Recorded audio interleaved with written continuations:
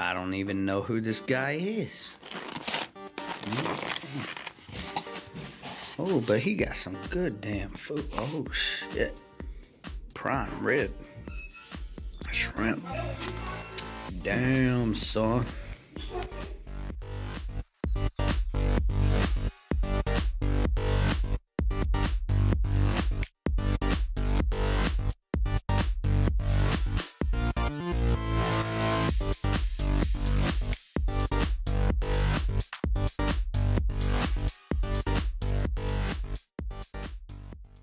Hey guys, Jeff the maintenance man. We got our new Generator Power industrial stuff. We got the permits. It's full of oil. That's just an update video.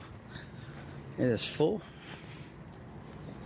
The tank is full. About 600. I think he said he put about 400 gallons in there. His truck probably didn't have that much in it. But anyway, I want to show you something. It's not really a problem, but it's wired differently than we thought it was going to be wired, and I just wanted to show you.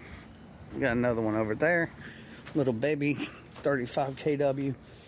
This one also, this is a 50 kW old Kohler. I think y'all have seen this one before right here. Still works great. So if you didn't watch my generator, we got a new generator video. This is kind of an update. All right, so they got the power turned on and everything is good, you know. They got everything adjusted correctly and stuff, and wired up. Again, no, they didn't use any no locks on those connectors. So anyhow, 208 volts, 3-phase, as always. On this property, you're not going to get anything else. So ATS memory, normal fed from panel SSAL, EM fed from generator memory, blah blah, 3-phase 4-wire. All right, let's take a look inside the thing and I'll show you the problem. Whoop. So we were looking around and we're like, okay, this is for panel ALD. They labeled everything. The guys did a perfect job, guys. It's just something that we thought is, you know, supposed to be wired differently. I mean, this is a, what, 400 amp panel, and all this empty space here.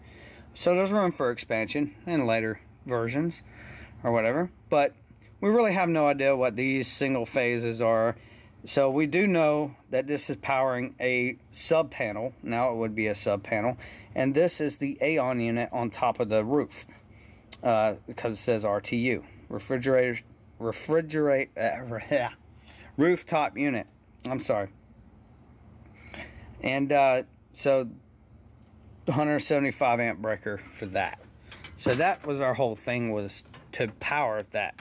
But we were like, it's not going to power the elevator?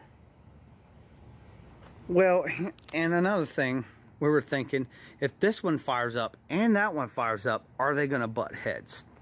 Well, technically, no. I'll show you why. And by butt heads, I mean, is one going to feed the other, and then we're going to have like power going into another power source? That would not be good. So, yeah. So let's go in here. Y'all been in here, I think, once or twice. So they put an annunciator up here for us, right there. Nice little thing to tell us what's going on with the unit. All right, so that generator out there, the brand new one, is powering ALD. We just saw that, panel ALD. Well, this powers just about damn everything, even street parking lots and arts and crafts and circulatorial pumps, and what? That's cool. I like that. I mean, that's cool. I mean, dang.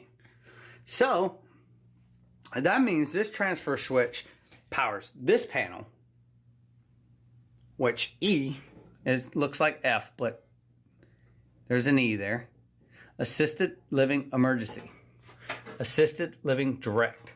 So now both of these are emergency panels.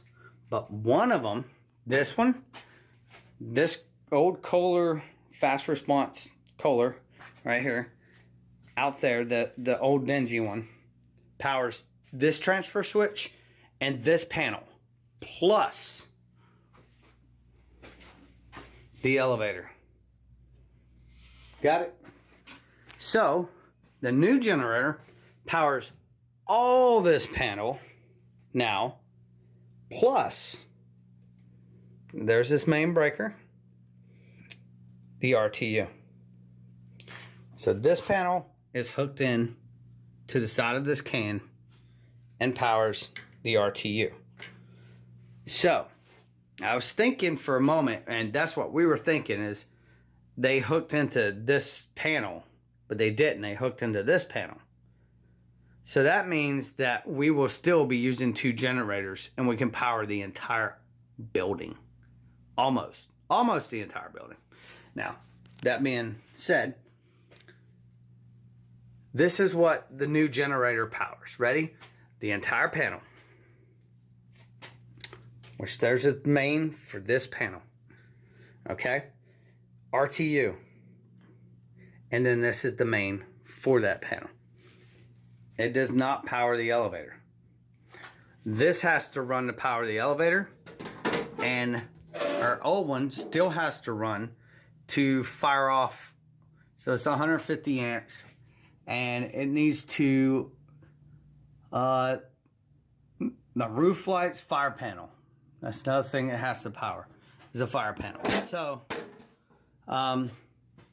at a later date, can they take stuff out of here and put it in here? I don't know. Or take this and put it over there. You know, I think what they're going to do is just get another 35 kW or 50 kW generator to replace the old dingy one out there.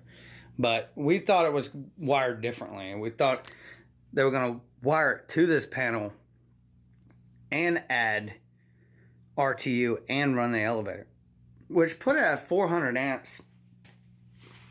Because they added this, 100 amps. So put it at about 100 amps, and if my math is correct, that's coming in at 82,009 something kW.